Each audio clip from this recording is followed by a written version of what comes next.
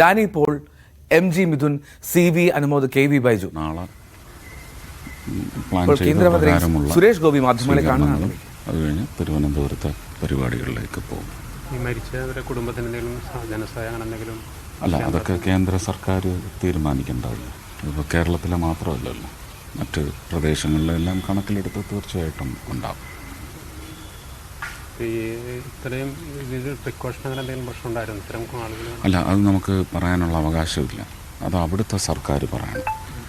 അവിടുത്തെ exterior ministry ഈ ഫയറിൻ്റെ reason കണ്ടെത്തി അതിനകത്ത് അപാകതകളുണ്ടെങ്കിൽ അതിന് നേരെയാക്കുന്ന നടപടികളൊന്നും നമുക്കിടപെടാനൊക്കത്തില്ല. അതെല്ലാം അവിടുത്തെ സംവിധാനത്തിൽ, നമ്മുടെ സംവിധാനത്തിൽ അവരിടപെടില്ല എന്ന് പറയുന്നത് പോലെ തന്നെ. അപ്പോൾ ആ മര്യാദ നമുക്കുണ്ടാകും.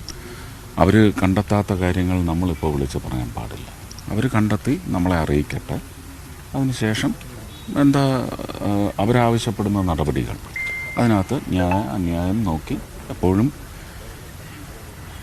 ഇതിൻ്റെ ഒരു ക്ഷതം ഏൽക്കുന്നവരുടെ കൂടെ നമ്മളിപ്പോൾ നിൽക്കുക, അതാണ് വേണ്ടത്. ഞാൻ ഇന്നലെ പറഞ്ഞതുപോലെ വലിയൊരു സാമ്പത്തിക അവസ്ഥയ്ക്കൊരു വലിയ മാറ്റം കൊണ്ടുവന്ന സമൂഹമാണ് പ്രവാസ സമൂഹം.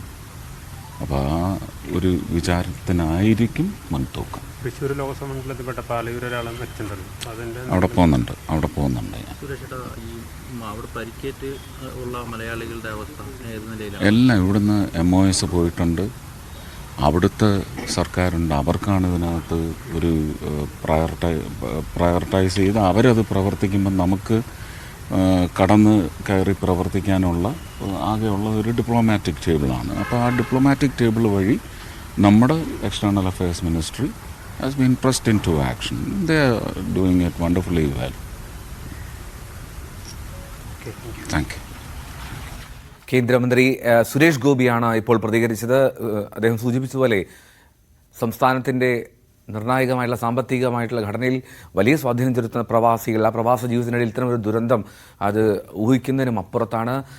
ഞാൻ നേരെ കൊച്ചിയിലേക്ക് പോവുകയാണ്. നെടുമ്പാശ്ശേരിയിൽ ഡാനി